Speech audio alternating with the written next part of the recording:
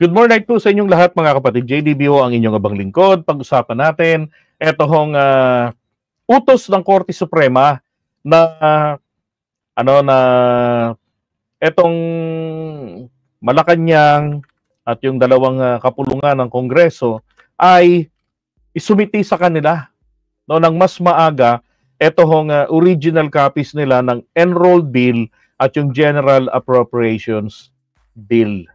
Okay? Yung unang ang report yung GAA. Kaya nga sabi ko, bakit yung GAA lang? Bakit hindi yung Enrolled Bill o at saka yung GAB? O kaya yung GAB? At yun na nga, na-update yung mga balita. At yun po ang hinihingi ng Korte Suprema sa kanila, ang Enrolled Bill at ang General Appropriations Bill. Dahil naman po yan sa petition nito nina Attorney Vic Rodriguez at saka nina Ungab sa Korte Suprema. Now, umaksyon naman ang ating ang Korte Suprema. Sa akin naman kasi, dapat lang din po talaga na patulan ito ng Korte Suprema nang matapos na ho ang usapin na to. Sinabi na ng ating Pangulong Bongbong Marcos na ni-review niya ang noong Desyembre, umabot ng mahigit 4,000 pahina ng General Appropriations Bill ang ni-review niya at wala silang nakitang blanco na siyang ipinagpipilitan nitong mga petitioners. Sabi ko nga napakalaking kaingutan naman nila. Natural, hindi final yung BICAM report. Di ba? Ang nagmamatter doon, kasi nga merong principle dyan, yung Enrolled Bill principle, yun ang pinaka-importante. Yun ang importanteng matingnan. Di ba? Kasi sabihin na natin may sablay. Totoo naman talaga, naniniwala ako talaga na mayroon blanco. Kasi marami namang nakakita na may blanco talaga na ilang pages din yun, 18 pages nga daw yun. Diba? So, again, that's just a report. Yung report na yan, pwede pa nga mabago yan eh. Si kanila yan internal nila yan. Ngayon, ang atin pong mga mambabatas, eto nga, yun sa balita kanina lang, sabi ni Jill Bongalon, mga Committee on Appropriations, isusumiti raw po nila yung original na kopya ng General Appropriations Bill at saka yung Enrolled Bill, yung kopya nito na yung original din na hinihingi po ng Korte Suprema. So kung ganito po ka-confident ng isa sa mga hinihingian ng subject matter, okay?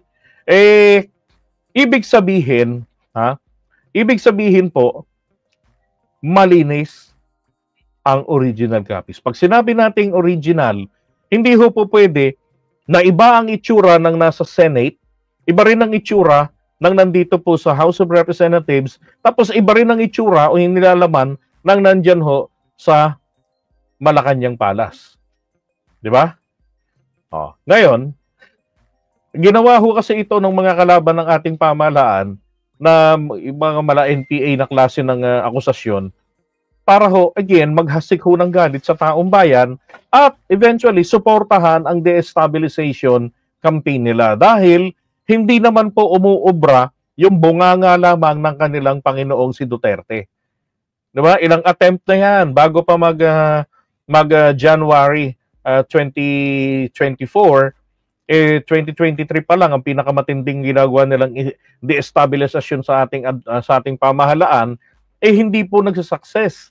Lagi nasusunog. Ngayon, ang ginagawa nila na pagbabago since 2024 ay naghahasik na ng lagim sa isipan ng taong bayan. So, ngayon kay Attorney Vic Rodriguez naman, yung pinaka-latest, yun daw pong budget is 64.9, sabi ni round off niya, 65% daw, ay ubos na.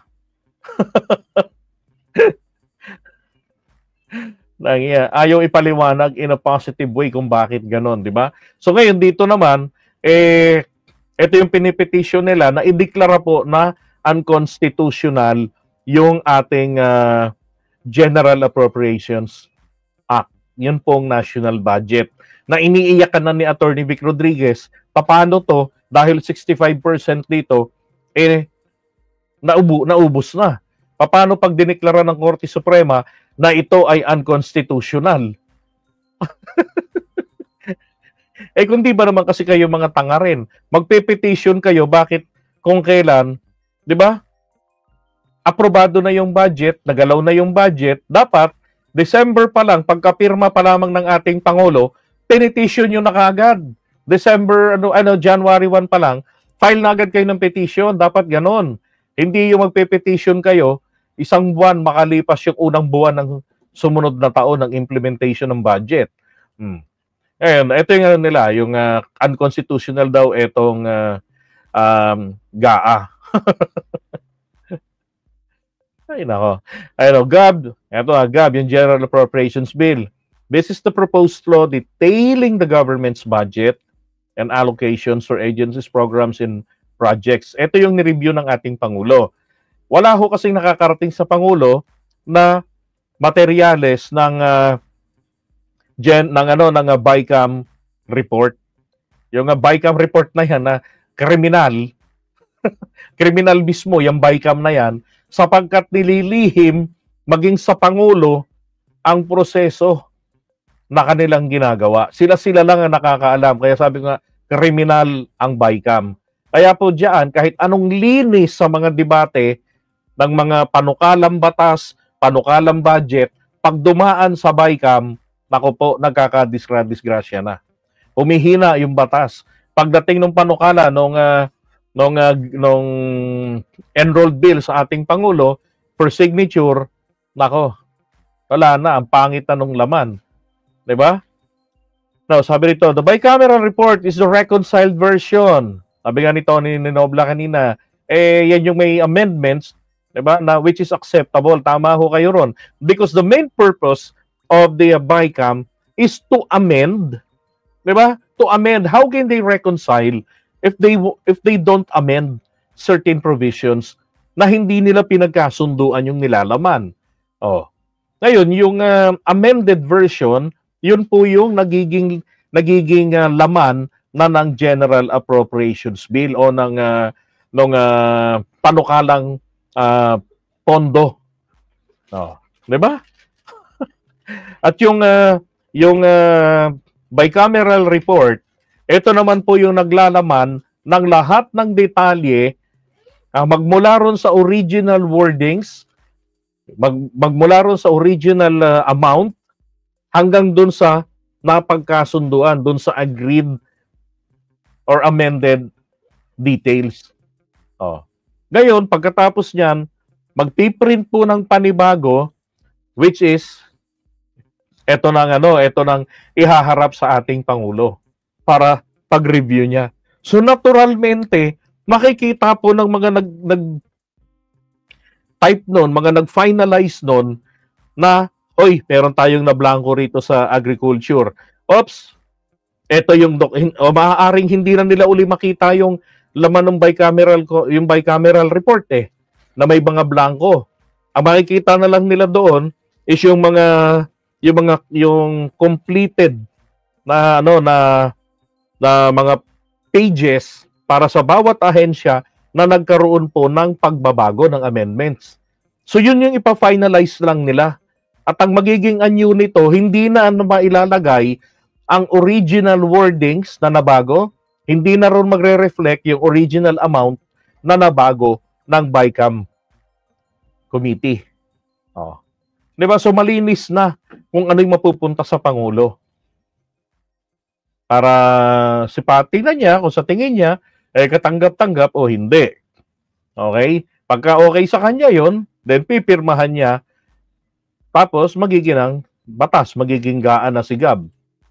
Now, sabi, meanwhile, the enrolled bill that the High Court is requesting is the final version of the bill.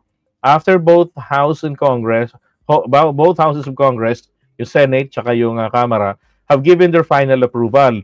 It is the printed and certified as correct by the Secretary of the Senate and the Secretary General of the House, then signed by the Speaker and the Senate President. So, ito pong si enrolled bill, magmula roon sa BICAM, 'di ba, yung report na may mga changes. So, ito yung sinasabi ko kanina na finalized version ng BICAM report. Ito na 'yon. So, hindi na rito ilalagay kung ano yung original amount, original na wordings, hindi na. Yung napagkasunduan na ng dalawang kapulungan para sa bawat specific amendments sa panukala. Ngayon, isi-certify ito ng Secretary General ng dalawang kapulungan at ganun din ng leadership ng dalawang kapulungan. So, eto ngayon mga kababayan, ano ho ba ang nangyayari kapag yan ay na-certify ng leadership ng dalawang kapulungan? Eto. Yan po, ay tinatawag, ito yung nangyayari dyan eh. Teka ha. Eto. So, di ba pinaliwanag ko sa inyo nung nakaraan na yung mga pagko-question nila na yan, napupunta lamang yan dito sa tinatawag po na, mapupunta lamang yan sa basurahan o pambasura dahil nga po rito sa tinatawag na Enrolled Bill Doctrine. Diba? I'm sure natatandaan nyo pa itong explanation ko sa inyo tungkol sa Enrolled Bill Doctrine. Again, balikan natin. Ito hong si Enrolled Bill. Yan, si Enrolled Bill Doctrine na-certified through certified through copy and correct na ng 4 na tao, ng mga secgens ng dalawang kapulungan at ng leadership ng dalawang kapulungan. Then, kapag may mga question po sa kanilang ginawa, sabi rito, ang Enrolled Bill Doctrine ay isang doktrina kung saan ang isang panukalang batas, kabilang po dyan yung budget, na naipasa ng Kongreso at nasertipikahan ng Senado, ng Senate President at Speaker of the House, ay itinuturing na final version nito.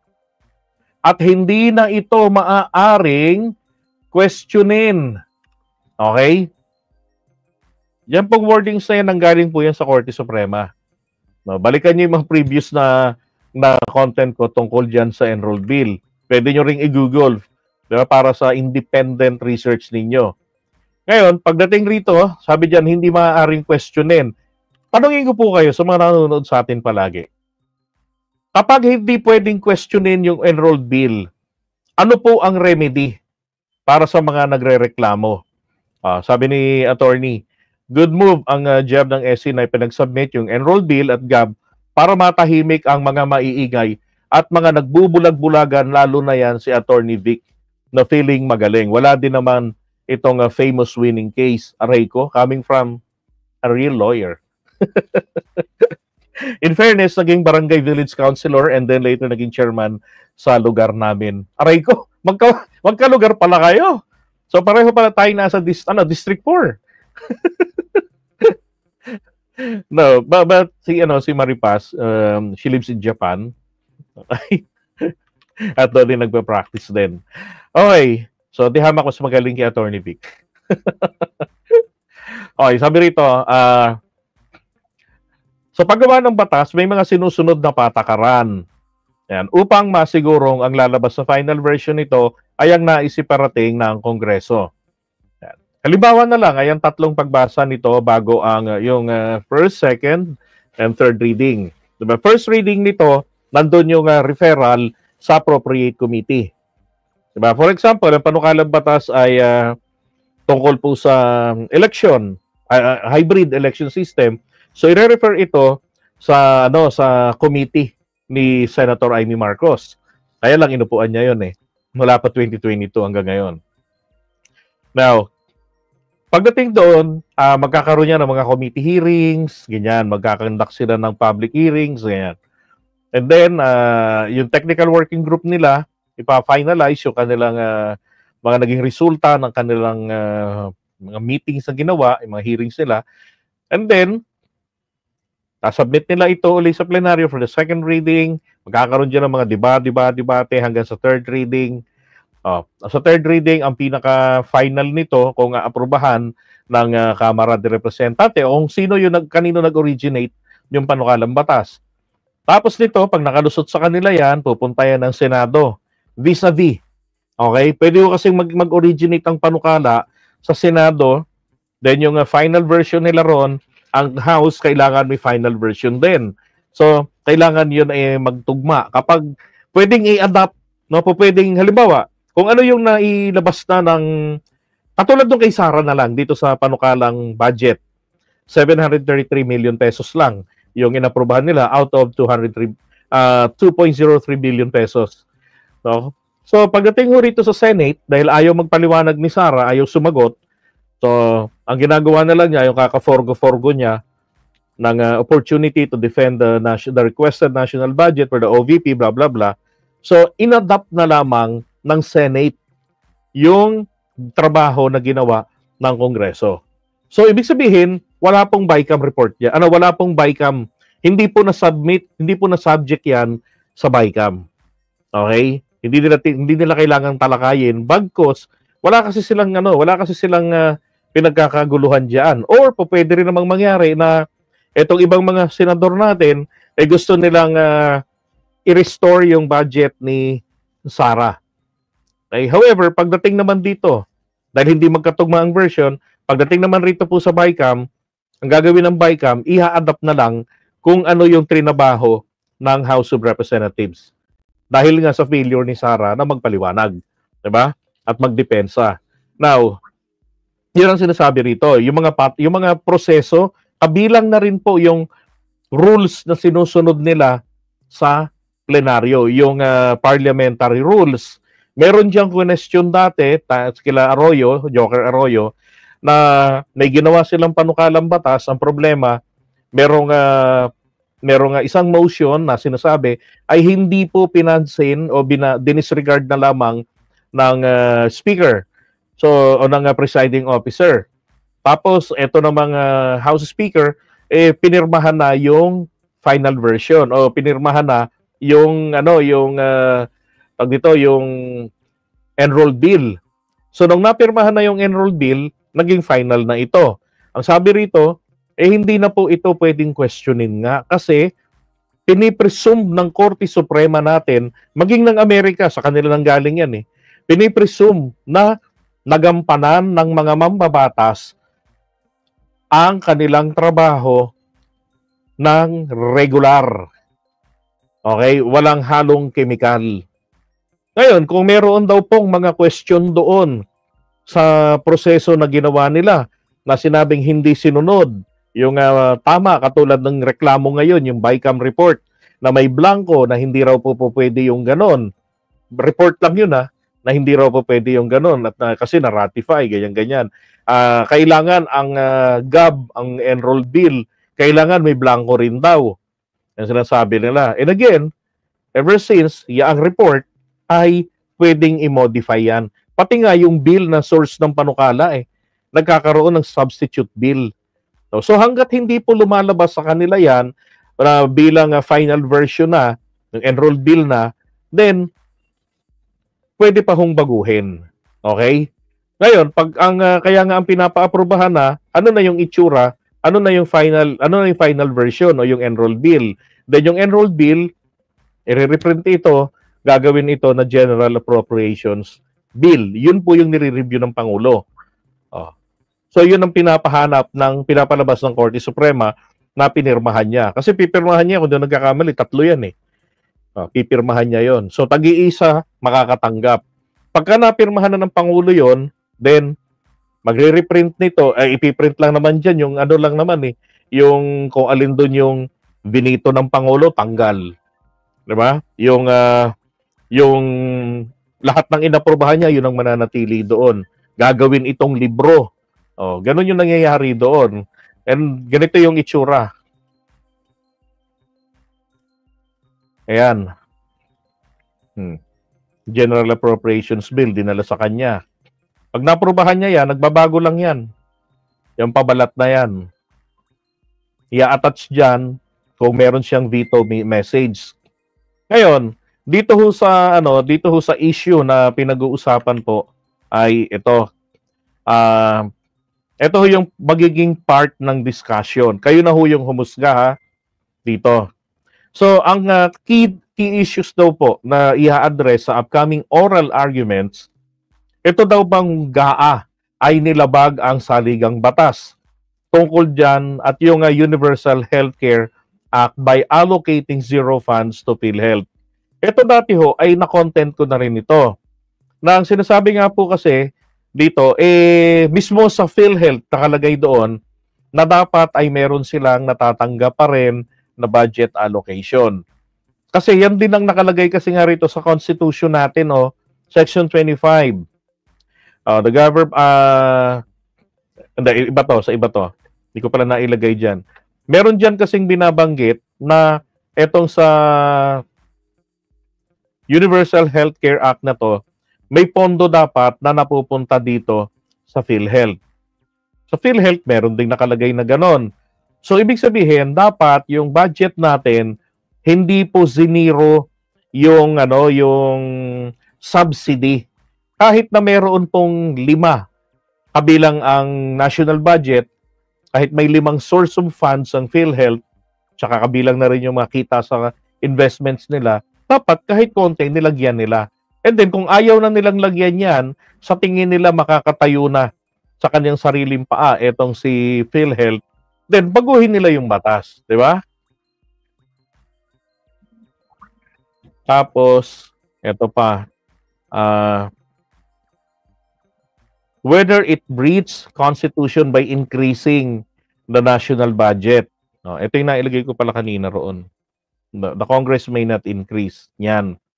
Sabi ho kasi rito sa Article 6, Section 25, the Congress may not increase the appropriations recommended. Ito po yung NEP, yung National Expenditure Program. Yun ang panukalang batas na isinumiti ng Pangulo. Lahat sa kabuuan ng gobyerno yan.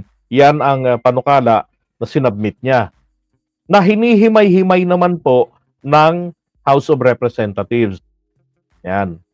Ayan sabi dyan, recommended by the President for the operation of the government as specified in the budget. The form, content, and manner of preparation of the budget shall be prescribed by law. Okay, so kailangan dumaan sa proseso.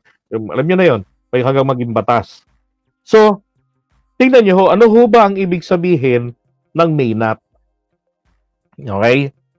So, ibig sabihin nito ng may not, maaaring hindi. Di ba? Ano daw yung maaaring hindi? Dagdagan. So, kung sila man po ay lumampas, okay. Sabi ng Constitution maaaring hindi nila dagdagan. Hindi po kasi sinabi dito na should not or must not. Hindi po ipinag-uutos, hindi po imperatibo sa Espanyol, hindi po imperative sa English yung ginamit dito. Sinasabi lang rito, posibleng hindi nila dagtaasan pa yung recommended amount ng requested budget. Okay? So, dito sa part na to, na pag-uusapan daw dito, tingin ko, lusot dito yung GAA. Kasi nga po, dito lang po sa word na, dyan lang po sa word na may. Okay? Hindi po stricto na sinabi ritong hindi. May lang ang nakalagay or may not. Ito pa, ang pangalawa, whether GAA violated Section 5, Article 9 of the Constitution by allegedly failing to prioritize education in the budget. Kasi nakalagay rito sa sa Section 5 niya, sa Constitution ito, the state shall assign, ibig sabihin po ng shall ay mabuting gawin. Okay? Shall assign the highest budgetary priority to education. So dapat daw po mabuting gawin daw na maglaan ng pinakamataas na pondo sa edukasyon. Bakit? Ano sabi diyan and ensuring the teacher para siguraduhin daw yung pagtuturo and will attract and retain its rightful share of the best available talents through adequate remuneration and other means of job satisfaction and fulfillment. Kasi nga naman, hindi po pwedeng pasahurin lang natin ng barya-barya lang yung mga guru natin. So mangyari, magkakaroon tayo rito ng ng malaking demand. Maglalayasan yan. Diba? Meron nga tayong brain drain Yung mga matatalino natin, magagaling, nasa abroad. Diba? Puro nag-abroad sila. Bakit? Kasi sa mga nakaraang mga panahon, hindi sapat yung kanilang sinasahod. So, nung panahon nga nung nakaraang administration, dinoble yung sahod ng mga guro, tapos by tranches, pataas pa ng pataas yan hanggang dito sa panahon ni PBBM. Yan ang nangyayari dyan sa kanila.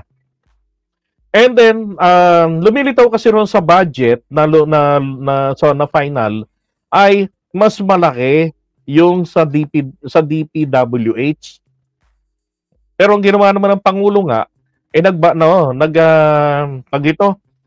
meron siyang mga tinanggal doon sa insertion na nahuli niya dyan po sa panukalang budget natin. Then paliwanag din ng Senado, siguro sila ho yung salarin, sila Grace po yung salarin dyan, na kung bakit naglaan sila ng napakalaking pondo doon sa DPWH kumpara dito sana sa agriculture. So eto, again, siya lang din naman yung nilagay dyan eh. Hindi rin naman po must or should ang inilagay. Okay? So, lulusot din to. Ito yung binabanggit ko kanina. Tingnan nyo, ito magkaroon kayo ng idea. So, puntahan natin yung 2024 requested budget. Para lamang po ito sa DPWH. So, yung hinihingi nila rito is 821,106,746,800 planchado. Pagdating po dito, sa naaprobahang budget, tinaasan. Noong 2024, naging 996. So, yung difference po, yung increase, ay 175. Okay? Yan na. Yung increase, ito yung NEP versus GAA. Tapos yung approved budget, yung nabawas, ito. So nagkakaroon po ng pagbabago. At yan po mga pagbabago na to ay pagdating po sa House of Representatives, yung panukalang batas, yung panukalang budget, hihimayin nila, pwede nilang taasan, sabi naman ng batas ng Constitution, may not increase. So ibig sabihin, they can increase. 'Di ba? Or they may increase. Tapos, magkakaroon pa sila ng mga differences dyan hanggang sa magkasundo sila. Dahil magkakaroon ng BICAM, kung ano yung maging resulta ng BICAM, o pwedeng malayong-malayo na rito, o pwede po na sobrang lumayo pa. Lumaki pa yung pera. Lumaki pa yung hinihingi. O pwedeng mas lumiit pa. Ganun po yung nangyayari sa BICAM. Na hindi natin nalalaman ano ang pinag-uusapan nila doon? Bakit nila ginagawa yung bagay na yon? Okay? So, eto naman yung isa pa, whether the GAA daw was unconstitutional due to bicameral committee allegedly submitting a report with blank items. Yan. So, ito yung mga yung mga sample ng 18 pages na may mga blanco. Yan. At ito kayo sinasabi ng marami na this is nonsense, yung bicameral. Kumbaga, wala itong bearing because this is just a mere report. Although, the law requires or their internal rules requires na kailangan nila itong i-ratify kung ano yung kanilang napagkasunduan during the criminal BICAM. Ngayon, alam niyo naman ang susunod dyan, magkakaroon pa sila ng susunod na step di ba? Yung enrolled bill. Yung enrolled bill, final version yan pag napirmahan na ng apat na tao. 'Di ba? Ng speaker at yung secretary generals. Kung meron po silang mga issues regarding po. Ito lang muna pag-usapan natin. Ako naniniwala ako na hindi po pwedeng ma-declare na unconstitutional ang national budget dahil lamang po merong blankong na isama because of negligence ng mga tao yung technical staff nila ng BICAM. Kasi yan naman pwede namang maremedyohan nga yan. Ang importante, malinis ang makarating sa Pangulo. Kung ni-review ng Pangulo, sabi niya, tapos lumilitaw ganito pa rin yung nakita doon sa original copies, may problema na rin ng Pangulo. Diba? Hindi totoo na ni-review niya. Oh, sabi niya malinis, ni-review niya, wala siyang nakitang blanco. Sabi ni Senator Amy Marcos, nakita niya rin yung yung gab, malinis na 'yan. Oh, 'di ba? Ngayon, kaya ang ini-issue ngayon nitong mga ni Attorney Vic at nito ni Ungab, dinamay na nila yung enrolled bill. Oh. Kasi walang nagsasabing nakita ko ang enrolled bill. Walang naggaganon eh. Okay, pero ito nga, ang House of Representatives, kauna-unahan sa tatlong inatasan, ay ang nagsabi na sa publiko na isusumitin nila. No, yan yung may mga blanco-blanco. Diba? Alam niyo, Department of Agriculture nga lang na portion ang may ganyan eh. Kaya sabi ko, malamang sa malamang ito, hindi nila natanggal yung mga papel na yan nung in-image nila yung papel, ginawa nilang PDF yon, PDF file, tapos kinompile nila at ginawang report isinubmit sa mga miyembro ng ng BICAM. Oh. Na nakita naman agad ni Amy na merong may blanco.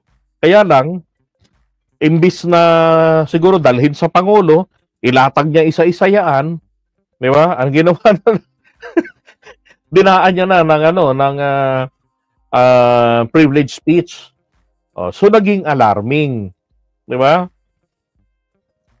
Kahit na ang gusto niya mangyari ay i-veto ng Pangulo. O kaya naman ay, tama, i-veto ng Pangulo. Kasi yun naman ang option ng Pangulo ron eh. I-veto niya ito.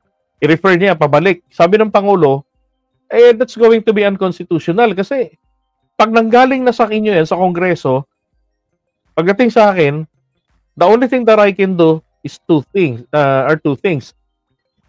Veto or i-approve niya. Diba?